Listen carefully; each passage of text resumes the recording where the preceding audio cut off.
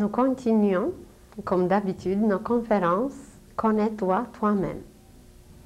La dernière fois, nous avons mentionné les courants qui sont installés dans notre corps et qui aident l'âme à s'exprimer à travers notre corps. C'est comparable aux cordes d'un violon sur lequel joue un virtuose. C'est l'âme qui doit fonctionner, qui doit jouer sur ces cordes, et voilà, s'ils sont en bon fonctionnement, c'est que son jeu, sa manifestation seront complets, parfaits.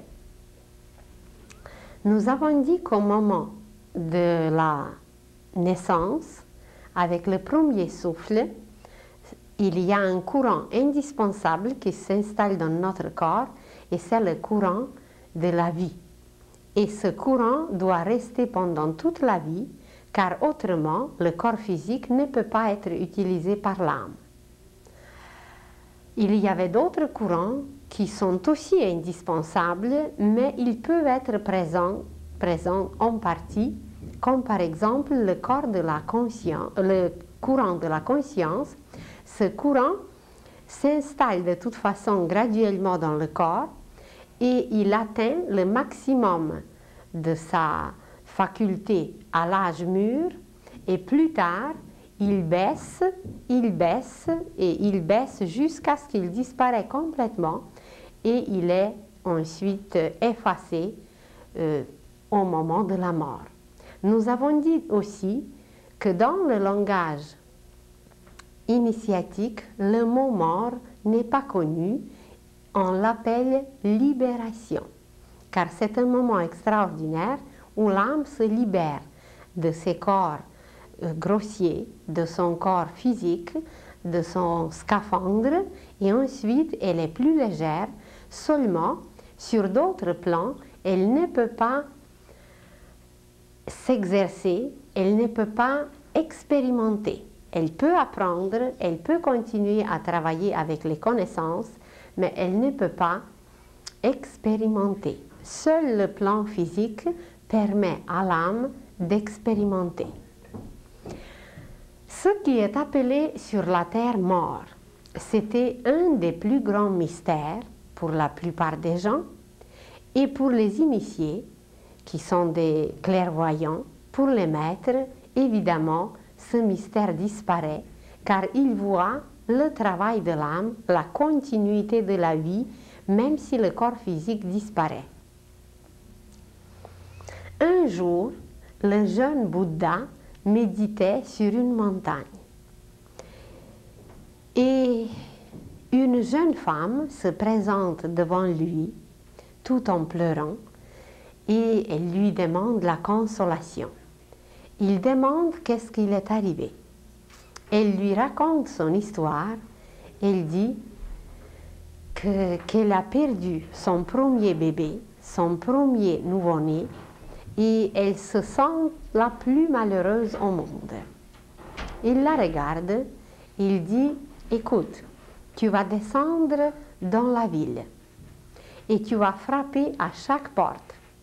Et partout où ils n'ont jamais vu la mort, tu vas demander une graine de moutarde et tu vas m'apporter tout ce que tu vas ramasser.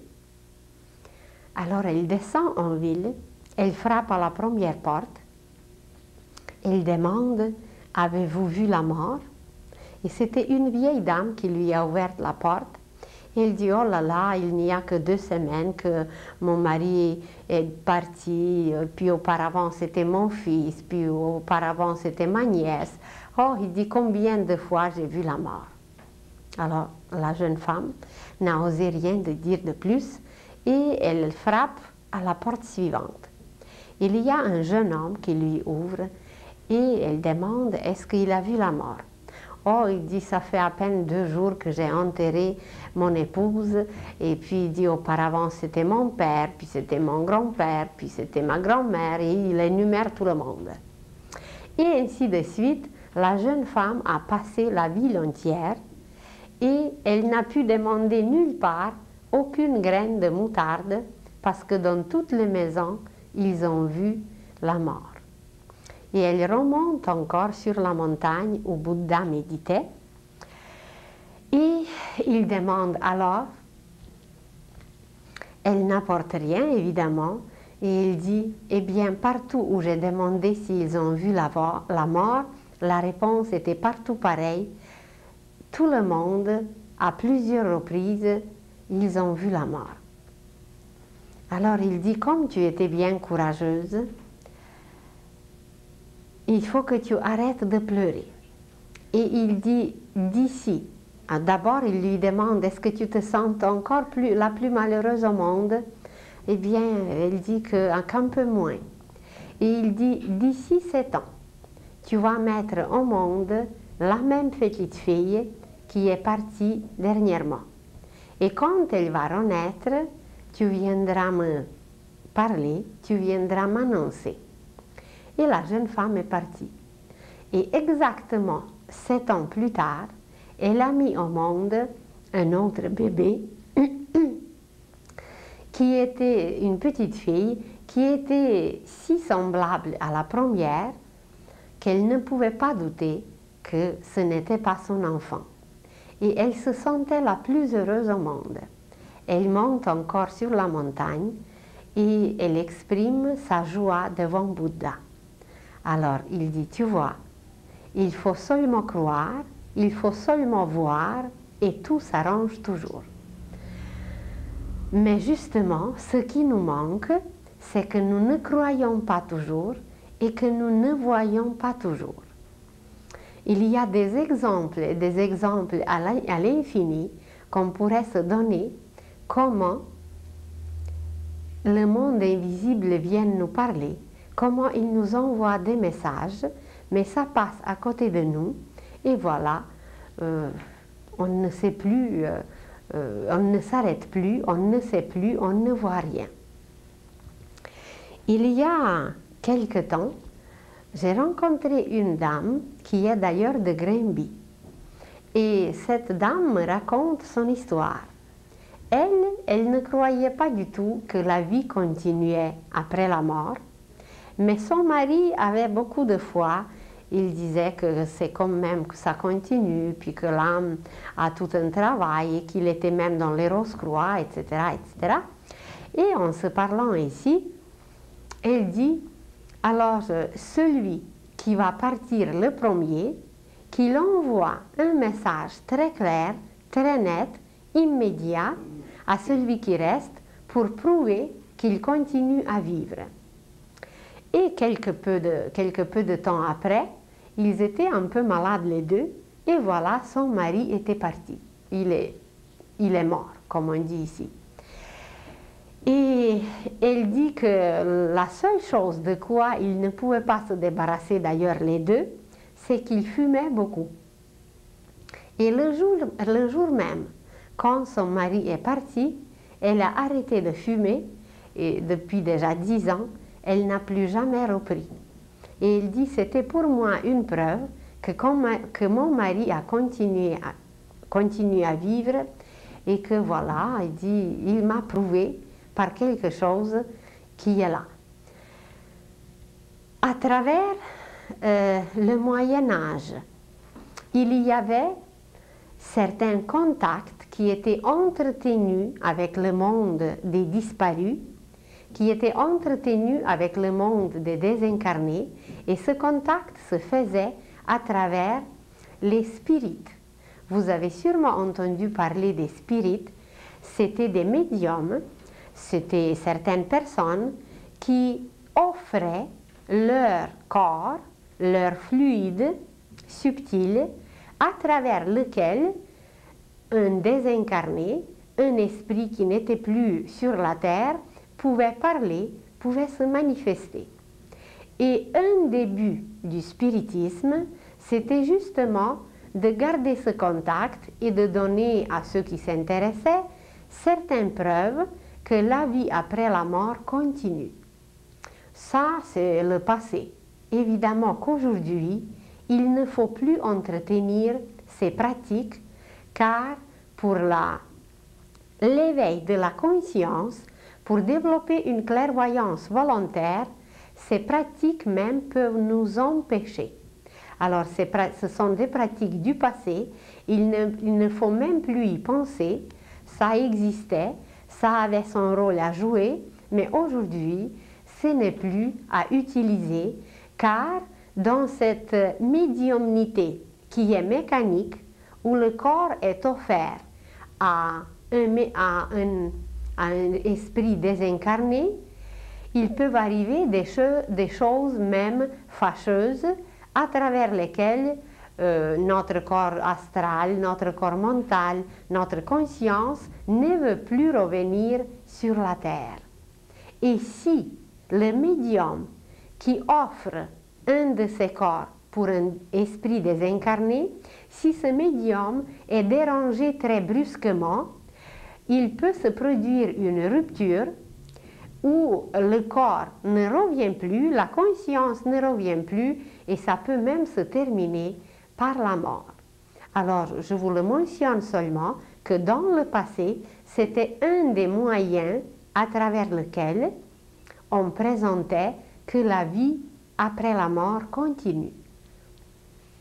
La science va découvrir des choses extraordinaires et toute la Terre va entrer tout à fait dans une autre croyance. Toute la Terre aura d'autres preuves qui montreront et qui découvriront comment la vie, comme on a parlé la dernière fois, comment la vie passe par ces degrés différents, par les sphères différentes et par une intensité différente. Alors, on s'est dit aussi qu'une de nos vies, c'est comme une page. Et quand la page est terminée, eh bien, c'est qu'on commence tout à fait une autre page. Mais comment cette page se termine pour l'âme, comment la vie se termine pour un homme. Si vous avez parlé avec quelqu'un qui était en train de se noyer, mais qui était réanimé, il vous a sûrement raconté qu'il a revu sa vie dans le sens inverse. Il a revu les événements de sa vie dans le sens inverse. Et c'est très vrai, ça se passe ainsi. Au début de notre cycle, au début de ces conférences, nous nous sommes dit que dans le ventricule gauche du cœur est installée une petite bobine minuscule et que sur cette bobine minuscule s'enregistrent tous les événements de notre vie. Peu importe si nous étions conscients ou inconscients de ces événements. Et même si on était en état de coma, ces événements se sont enregistrés pareil et à la fin de la vie, l'âme revise tout ce qui était fait pour retirer la conclusion, pour classer et pour voir qu'est-ce qui était bien fait et qu'est-ce qui n'était pas bien fait, qu'est-ce qu'il faut refaire, qu'est-ce qu'il faut réparer. Et voilà, à la fin de la vie, le courant de la conscience dont on a parlé, le courant de la conscience commence à s'affaiblir, à s'affaiblir, à s'affaiblir, jusqu'à un tel point qu'un jour, certaines personnes fonctionnent à peine et dans quelque peu de temps, la vie en eux s'arrête complètement. Mais comment cette vie s'arrête? On s'est dit que pour fonctionner, pour le fonctionnement du corps physique, le courant de la vie est indispensable et qu'il est enraciné dans le cœur. Alors, au moment qui est appelé la mort, l'âme retire ce courant de la vie, il est comme coupé, il est déraciné du cœur et l'âme sort du corps et le corps reste inanimé. Et quand on a aimé quelqu'un, quand quelqu'un nous a été très cher, c'est qu'évidemment, ce qu'on a aimé, c'était cette vie qui était en lui. Et quand cette vie s'est retirée, eh bien, qu'est-ce qu'on fait avec le corps physique? Bien, ou on le brûle, ou on l'enterre, parce que c'est en réalité, ce n'est pas le corps qu'on a aimé. On a aimé cette âme qui était dans le corps. On a aimé cette vie qui était dedans. Parce que si c'était le corps qu'on a aimé, eh bien, on le gardera après. On l'admirera après. Pourquoi on va l'enterrer s'il était si beau? Par exemple, il y a des cas où la personne meurt en pleine manifestation, en pleine santé, elle meurt par un accident assez jeune. Alors pourquoi on ne garde pas le corps physique? Parce que le corps physique, c'est un amas d'éléments, c'est un tas d'éléments, et en réalité, ce que nous aimons, ce qui nous est cher, c'est les qualités, c'est la vie, c'est les qualités de la vie qui se manifestent à travers le corps physique. C'est comme un violoniste, on a parlé des virtuoses, un virtuose, après le concert, eh bien, il cache, il place et il arrange son instrument. Même s'il l'aime beaucoup, même s'il est très utile, mais quand c'est fini, c'est fini. Et ce qui est aimé, ce qui est apprécié, ce qui est adoré, c'était la vie qui était dedans. Et voilà, dans le cœur où le courant de la vie était enraciné, la première des choses qui se passe au moment de la mort, c'est que l'âme retire le courant de la vie. Mais avant que l'âme retire le courant de la vie, mais pour ça, il faut un médecin clairvoyant. Pour ça, il faut un initié guérisseur ou tout simplement un clairvoyant qui peut voir quand la personne va mourir. Parce que l'aura, 3 jours avant la mort, l'aura commence à s'éteindre. Les couleurs deviennent très pâles et la vie sort de ces courants. Alors, tout simplement, notre aura qui nous entoure, qui était très vivante pendant la vie, parce qu'il y avait nos pensées, nos sentiments, nos actions, notre vitalité, notre santé, tout était dans l'aura, qui est un résumé d'un homme sur tous les plans. Alors l'aura commence à s'éteindre 3 jours avant la mort. Et si vous rencontrez un clairvoyant, il va le voir, mais il ne va rien dire, parce que des choses comme ça, ce sont des choses secrètes. On ne le dit pas. On n'a jamais le droit de prédire la mort de personne. Alors, si quelqu'un vous prédit la mort, ne croyez pas à ça, parce qu'il y a des forces qui agissent, et on va parler peut-être la prochaine fois, qu'on peut prolonger certains courants, qu'on peut demander des transformations, des changements. Alors, on ne peut jamais prédire la mort de personne. Il y a dans certains cas que ça peut se passer, même si ça a été prédit. Mais d'après une loi cosmique de la magie blanche, on ne peut pas prédire la mort. Donc, la première des choses qui se passe, c'est que l'âme a retiré le courant de la vie. Et avant ça, quand les humains vont atteindre ce degré de la clairvoyance, eh bien, ils vont voir 3 jours avant que l'aura s'éteint.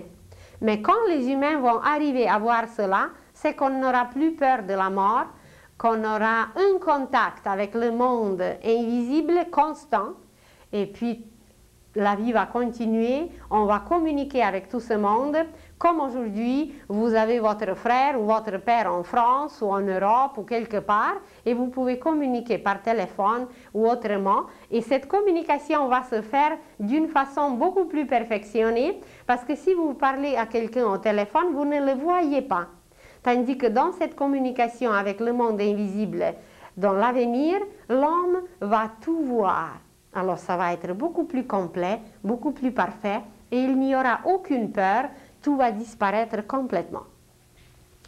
Et alors, comment ça marche, comment ça agit, comment l'âme travaille quand elle a retiré ce courant de la vie?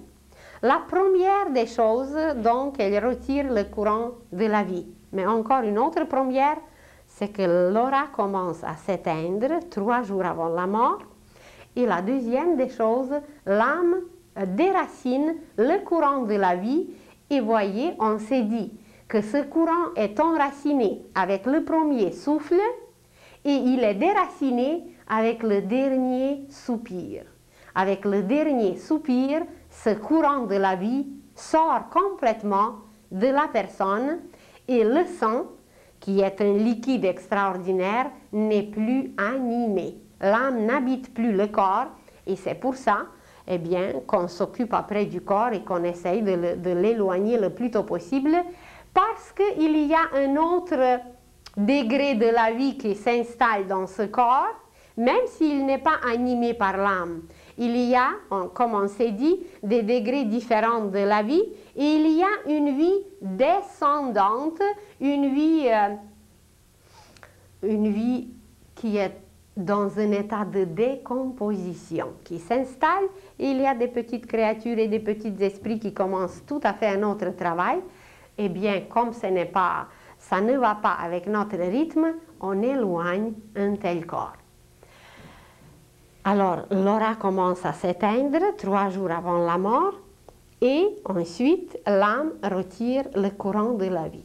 Quand le courant de la vie était retiré, immédiatement, à l'instant même, l'âme commence à regarder la petite bobine qui était dans le ventricule gauche du cœur, où tous les événements de la vie étaient enregistrés. L'âme commence à les regarder dans le sens inverse.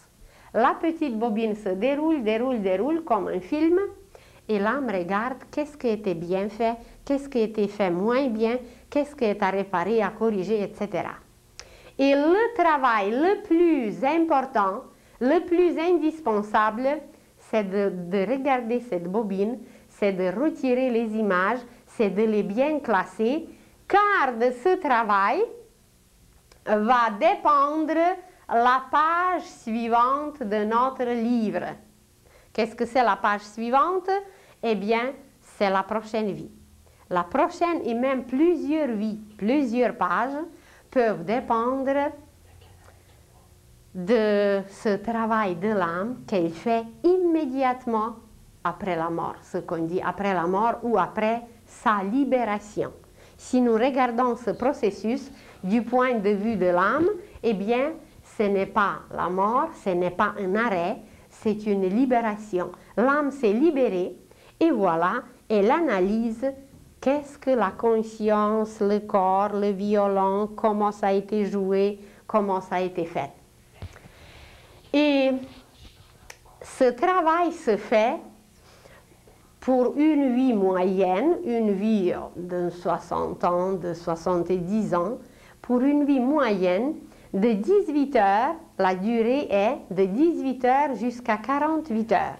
Et vous le savez très bien que chez la plupart des peuples, le corps physique est gardé pendant 3 jours après la mort, ce qui veut dire que c'est tout ce temps, même si personne ne savait expliquer pourquoi il fallait le garder pendant 3 jours, c'est qu'il savait, on savait depuis longtemps à travers des initiés, des maîtres, on savait intuitivement qu'il y a un travail qui se fait. Et ce travail, c'était un travail véridique. L'âme retirait des images, elle les classait pour préparer plus tard la vie future, pour préparer les beaux plans, comment s'organiser, quoi faire, quoi réparer, quoi payer, etc. dans l'avenir. Et ce qui est encore plus extraordinaire, c'est que l'âme, pendant ce travail, ne doit pas être dérangée. Parce que si elle est dérangée, c'est que les images qu'elle retire sont floues, elle ne peut pas les placer correctement et son plan pour l'avenir sera embrouillé. Et si vous prenez un architecte qui doit bâtir une maison ou si vous prenez n'importe quel métier où il y a un plan à accomplir, si le plan est embrouillé, comment voulez-vous que les murs, la bâtisse soient tout correctes, tout droites et bien faites?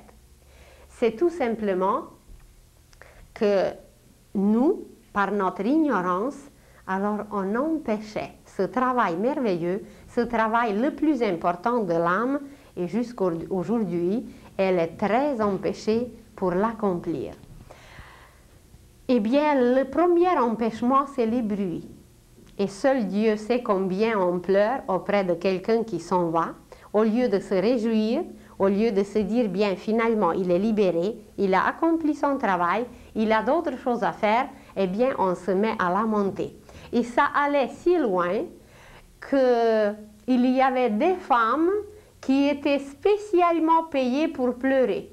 Elles s'appelaient des pleureuses, les pleurnicheuses, non, les pleureuses. Alors, il y avait des femmes qui étaient spécialement appelées pour faire des bruits, pour pleurer, pour crier. Eh bien, l'âme était empêchée, évidemment, et puis, pas nécessaire de mentionner d'autres choses, ça allait jusqu'aux bagarres au sujet de l'héritage. Et puis, tout ce qui se passe autour d'un décédé, c'est pas sûrement un silence, mais c'est des pleurs, c'est des bruits, ça allait jusqu'au vacarme et la bagarre. Donc l'âme ne pouvait pas accomplir correctement son travail. Et les projets qu'elle fait plus tard pour une prochaine vie sont attachés à la vie passée par un fil. Il y a toujours un lien partout, et ce fil s'appelle l'intuition.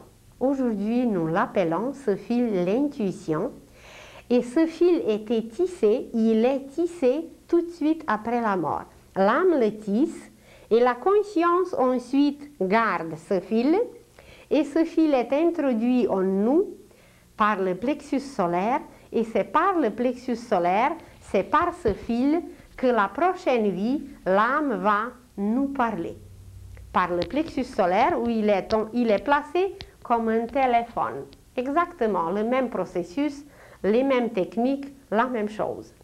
Et si les images étaient bien vues, si les images étaient bien placées, classées, etc., bien analysées, si les conclusions étaient bien retirées, si tout était correct, c'est que ce fil était fort, le fil était bien filé, et dans la prochaine vie, quand on va répéter les mêmes erreurs, quand on va répéter ce qu'on a mal fait jadis, quand on va s'approcher de quelque chose qu'on a mal fait jadis, par ce fil de l'intuition, qui est appelé aujourd'hui la voix intérieure, l'âme va nous envoyer un message, elle va dire, écoute, je t'en prie, ne répète pas encore le même défaut, parce que tu vas payer cher. Et la personne s'éloigne gentiment et elle ne touche plus. Imaginez que quelqu'un a exagéré dans une vie passée et qu'il a trop bu. Il a bu, il a bu, il a bu, il est devenu ce qu'on appelle un ivrogne. Alors, évidemment qu'il y avait beaucoup de choses qui étaient embrouillées, le courant de sa conscience ne fonctionnait pas comme il faut, il était dérangé, son âme ne pouvait pas travailler, etc. Mais, disons, après la mort, comme il n'avait plus de parenté, comme c'était un ivrogne, il y avait quand même un avantage que son âme a pu bien retirer. Il n'y avait pas d'héritage parce qu'il était pauvre, alors son âme a pu bien retirer clairement les images. Et le fil de l'intuition était assez solide, et dans la vie future, quand il va s'approcher de la boisson, alors il y aura une voix intérieure qui va lui dire, écoute, il ne faut pas que tu touches à ça, parce que ça peut provoquer pour toi des catastrophes. Et il ne touchera plus, il va passer une vie très heureuse, très constructive, etc. Parce qu'il a bien entendu ce message téléphonique que son âme lui a envoyé. Et je n'ai pas besoin de vous dire combien de solutions les humains cherchent aujourd'hui. Et on veut chercher ces solutions à l'extérieur, et on ne les trouve pas, et on se lamente pendant des années, on ne trouve pas de solution, parce que la solution n'est jamais extérieure, elle est toujours à l'intérieur. Même si quelqu'un nous donne un conseil, nous on ne croit pas, et puis on doute, on hésite, etc. Alors même ces conseils ne valent rien du tout, parce que ce n'est pas les conseils extérieurs, ce n'est pas les solutions extérieures qui ont une valeur, c'est nos propres solutions. Parce que ce qui est une bonne solution pour quelqu'un, ce n'est pas nécessairement la même pour nous, à cause de nos expériences, à cause de notre passé, à cause de nos qualités, etc. Alors toutes nos solutions sont en nous. Mais seulement il faut connaître qu'il y a ce fil téléphonique et qu'il y a un téléphone qui est installé dans le plexus solaire et que si nous savons comment demander et comment travailler avec cette intuition, intui ou intao, inteo, ça veut dire Théo, Tao, ça veut dire Dieu. Il y a même une religion taoïsme. Tao, ça veut dire Dieu. Et un, le préfixe un, ça veut dire dedans. Alors écoutez la voix divine dedans. Cette voix divine, c'est la voix de l'âme, évidemment. Alors l'intuition, c'est donc le moyen d'écouter la voix divine qui est dedans. Et c'est la seule solution unique qui est valable pour nous, et nous ne trouverons jamais, nulle part, des solutions si bonnes comme celle qui nous attend en nous, comme celle que l'âme nous a préparée, parce que notre âme, elle est la seule qui connaît toutes les images du passé, toutes les pages du passé, toutes les causes de tout, et c'est elle qui nous envoie toujours les meilleures solutions. Comme nous allons parler de la pensée, vous verrez que celui qui a un état conscient ne permet pas d'écouter cette voix intérieure, c'est l'intellect. Notre intellect est comparable à un jeune étudiant qui est en formation. Il n'est pas encore formé, il se prépare, mais même s'il n'a pas fini ses études, il se prend déjà pour un directeur.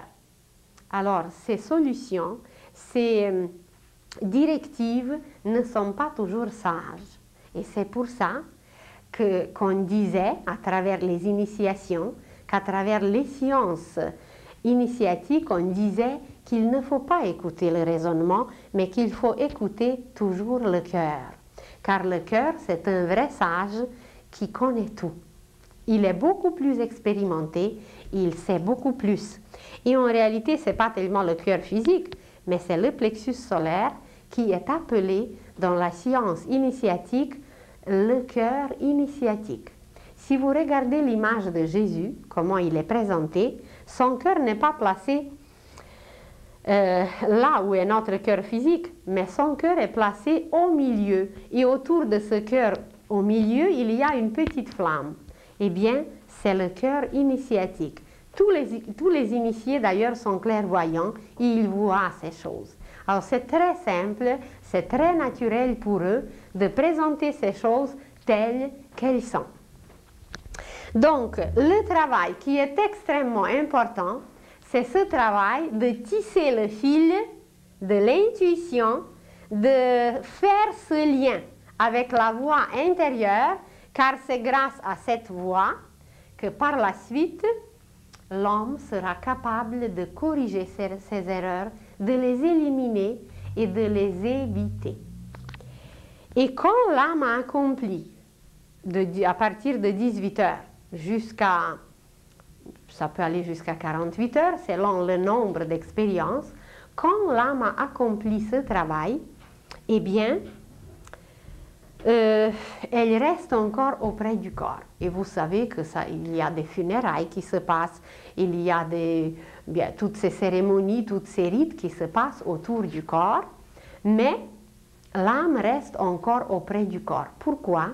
Parce que, comme on a parlé, que le corps physique, c'est juste un vêtement. C'est comme le manteau d'hiver. Mais au-dessous de ce manteau d'hiver, ou au-dessous de ce scaphandre qui est le plus grossier, il y a encore d'autres vêtements, il y a encore d'autres corps. Alors, le manteau d'hiver est enlevé et l'âme se trouve habillée en veste, en costume. Alors, ce costume, c'est le corps éthérique. Et le corps éthérique continue à fonctionner comme il faut. Il est tout en vigueur, tout marche bien. Et pendant 40 jours, le corps éthérique s'affaiblit, s'affaiblit, s'affaiblit, s'affaiblit, jusqu'à ce que le 40e jour, dans certains cas c'est un peu avant, mais ça va jusqu'à 40 jours, le corps éthérique meurt.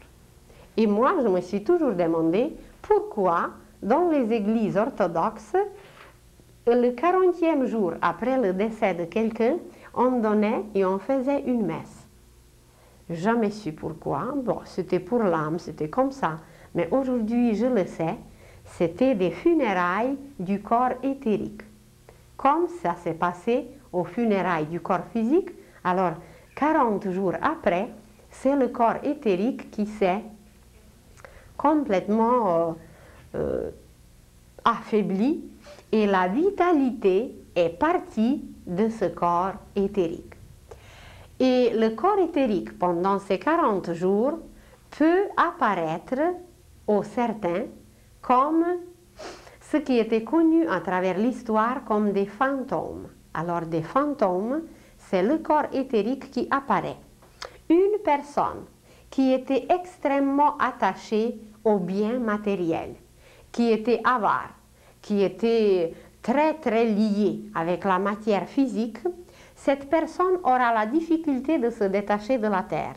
Et surtout si la personne ne croyait pas que la vie continue après la mort, cette personne sera attachée à la famille, à ses biens, à ses trésors, à tout ce qu'elle a aimé pendant la vie et surtout à ce qu'elle n'a pas pu réaliser.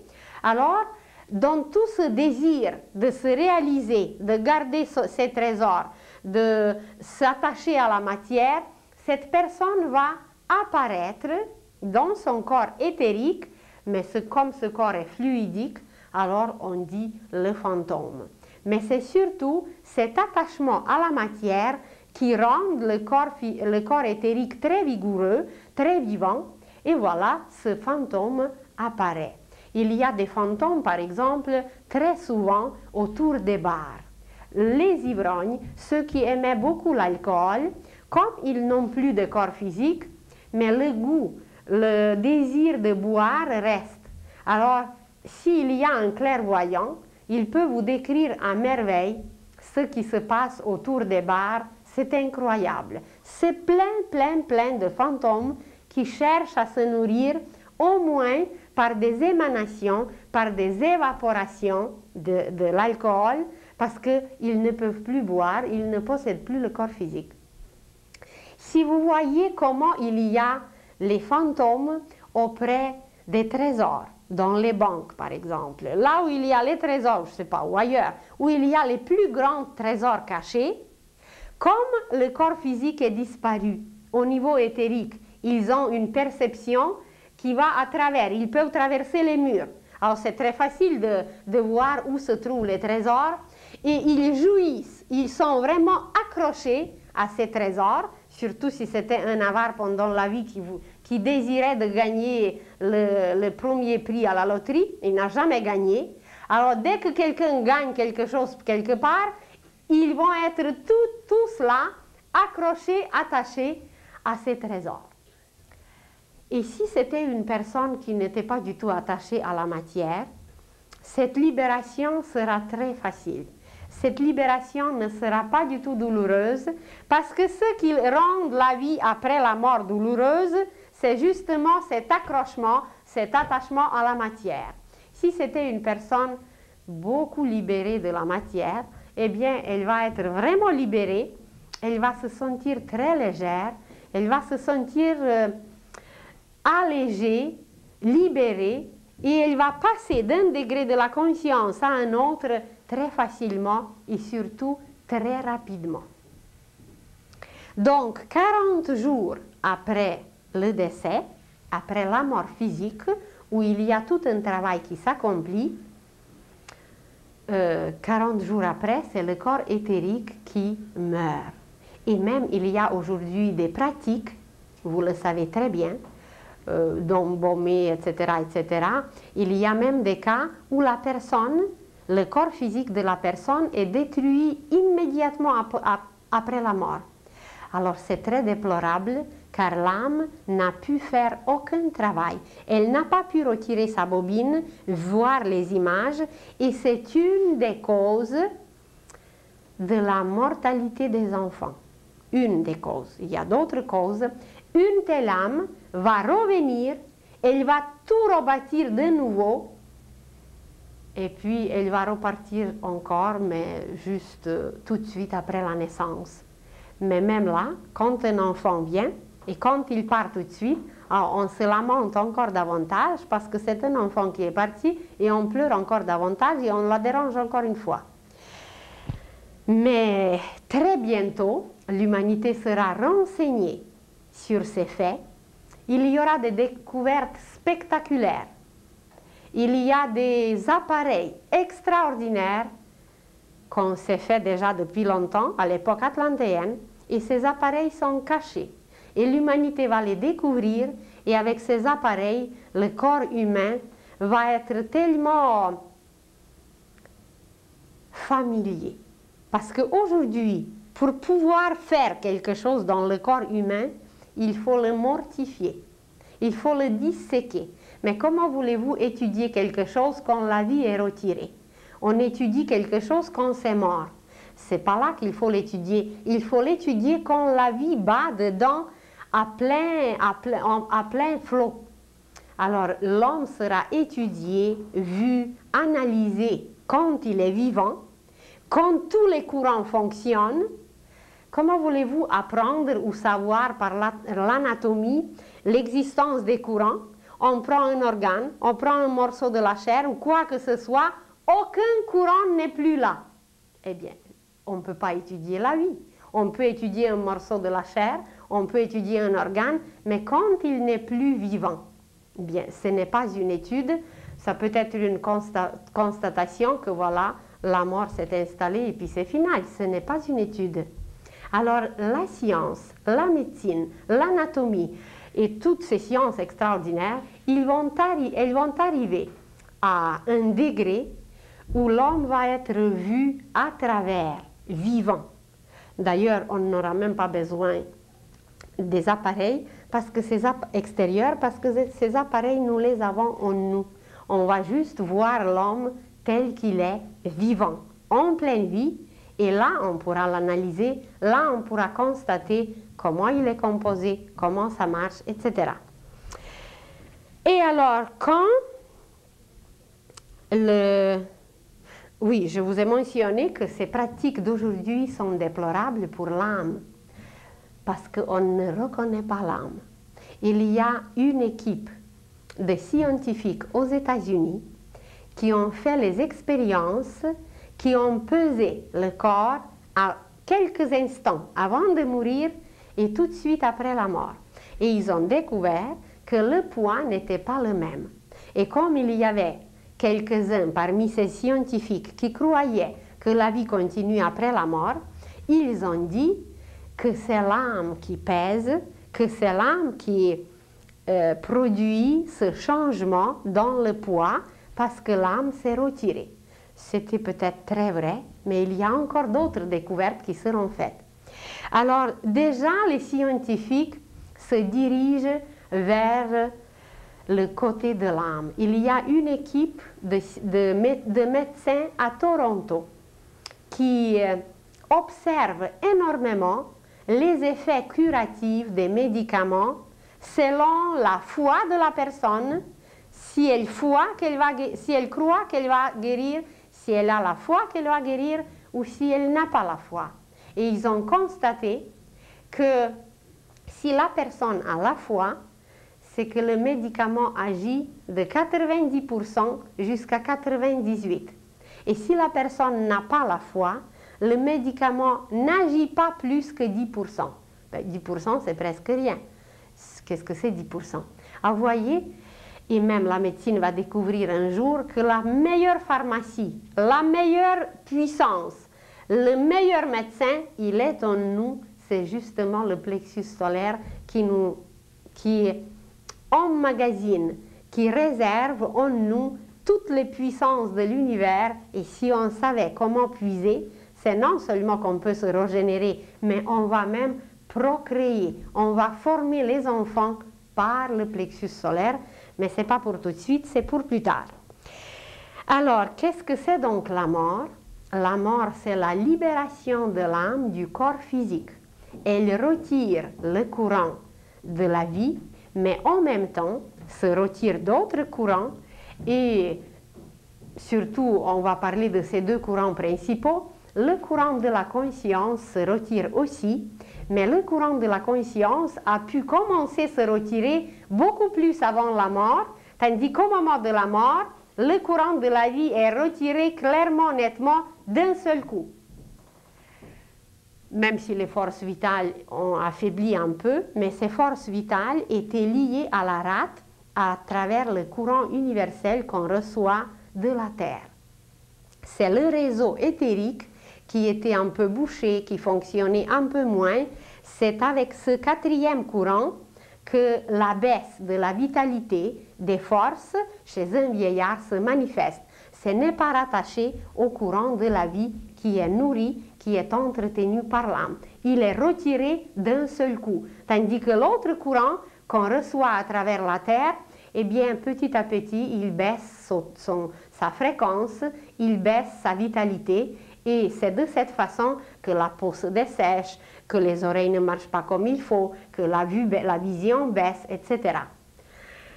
Donc, le moment de la mort, c'est le moment où la vie poursuit son travail, mais d'une autre façon. Elle se débarrasse d'un vêtement vieux, usé, qui n'est plus en bon fonctionnement, mais il y a d'autres vêtements, il y a d'autres appareils que l'âme continue à utiliser.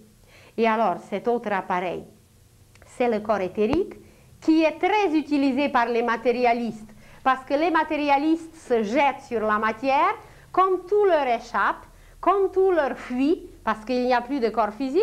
Alors, à travers le corps éthérique, ils vont s'accrocher à tout ce qu'ils ont désiré pendant la vie. Et quand le corps éthérique disparaît aussi, l'âme travaille à travers le corps astral. Et le corps astral, ou le corps sentimental, il prend la forme du corps physique de la dernière vie. On s'est dit que pendant la vie, le corps astral avait la forme d'un œuf. Et pendant la désincarnation, la libération de l'âme, ce corps prend la forme du même corps, du corps physique, comme c'était pendant la dernière vie. Et l'âme, c'est dans ce corps que tous nos désirs les plus personnels, que tout ce qu'on a nourri, qu'on a emmagasiné qui était le plus personnel, c'est à travers ce corps astral, après la mort, que l'âme doit se libérer. Parce que ces désirs personnels ne comptent pour personne. Si ce n'était pas désir humanitaire, désir pour aider tout le monde, pour aimer tout le monde, ces désirs forment une matière qui est lumineuse, une matière astrale lumineuse qui nous propulse vers les sphères supérieures, et le passage après la mort est très facile. Mais si on avait trop de désirs personnels, si on était très accroché à la matière, c'est qu'on a emmagasiné dans ce corps astral des matières astrales lourdes, collantes, et ces matières sont tellement solidifiées, collées sur la conscience, que pour se débarrasser de ces matières, l'âme passe par un passage très pénible qui est appelé dans la terminologie religieuse le purgatoire.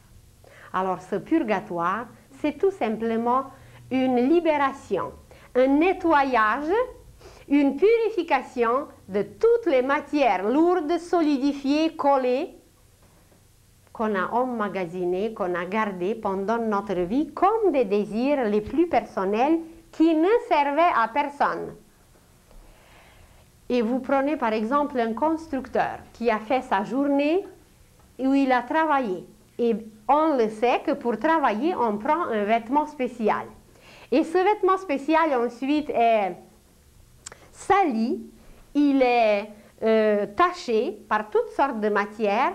Et après, même si ça arrive sur la peau, si la peau est salie, c'est qu'il faut gratter. Si ces matières se sont trop séchées sur la peau, il faut les gratter. Alors, au niveau astral, après la mort, au niveau de la conscience, tout ce qui s'est collé trop, qui était trop collant pour nous, parce que ça nous concernait, c'était trop personnel, c'était trop pour nous, trop égoïste, trop égocentrique. Alors, il faut se libérer de ces matières parce qu'on ne peut pas aller plus loin, ça nous rattache à une certaine sphère et puis ça fait comme du plomb dans les talons, on ne peut pas s'élever. Ça nous alourdit. Et le purgatoire, eh bien, ce n'est rien d'autre que le détachement, que la purification de ces matières, de ces désirs personnels. Et ceux qui connaissent la philosophie hindoue, c'est à cause de cela. Dans la philosophie hindoue, on enseigne de se libérer des désirs personnels, de ne pas vouloir s'accaparer, dominer, tyranniser et d'accomplir toutes ces pratiques parce qu'ils savent, comme ils ont gardé un peu plus cette perception post-mortem, ils savent qu'après le passage est extrêmement pénible. Alors, si nous regardons juste en vitesse, au niveau physique, le corps physique passe par la mort. On l'appelle de ce mot et on va encore l'utiliser, même si pour l'âme c'est une libération. Si nous regardons du point de vue de l'âme, c'est une libération. Au niveau du corps éthérique, l'âme fait le panorama de sa vie passée. Alors ça correspond au plan éthérique, mais ce plan éthérique, il est contenu encore dans le plan physique. Et voilà, quand le panorama est passé, après, l'âme entre dans le purgatoire où elle passe par cette élimination des matières lourdes, des matières très collantes, des matières qui l'empêchent de fonctionner en haut, des matières qui sont trop lourdes, et le mot correspond très bien parce que c'est en réalité vraiment le purgatoire, c'est la purification, c'est la libération, la vraie libération de l'âme. Vous allez voir sur une image. Et ce purgatoire est régi, alors le purgatoire correspond au plan astral inférieur. Sur ce plan astral inférieur, la souffrance purifie l'âme par l'effet de décoller ces matières égoïstes, égocentriques, et c'est lié à la loi de la répulsion. La loi de la répulsion, ça veut dire de repulser, de renvoyer, de décoller ces matières collantes qui ne permettent pas à s'élever au niveau de la lumière, au niveau de la conscience de l'âme et aller dans d'autres régions. La prochaine fois, nous parlerons comment l'âme continue son travail, comment elle poursuit son chemin, car rien ne s'arrête au purgatoire. Même si elle a passé par cette région, même si elle s'est libérée, alors il y a un autre chemin à faire, il y a d'autres degrés à suivre et la vie continue. Donc, vous voyez que à travers ce qui est appelé mort, à travers ce qui est considéré comme un arrêt absolu, rien n'arrête, car la vie continue et nous allons arriver à nous lier à cette vie éternelle où en réalité on ne perdra jamais plus le lien avec l'âme, où on travaillera par le fil de l'intuition constamment, on sera en contact constant et puis on saura à chaque instant qu'est-ce qui se passe avec qui, avec nous, avec les autres, avec les êtres qui nous sont chers, comment ça marche, comment ça fonctionne, parce que rien n'arrête. Et le corps physique, même s'il était rejeté comme un vieux vêtement, comme un vieux manteau d'hiver, eh bien l'âme va refaire un autre corps, un autre manteau, beaucoup plus perfectionné, sans trous, sans des parties usées. Elle va tout simplement le faire mieux.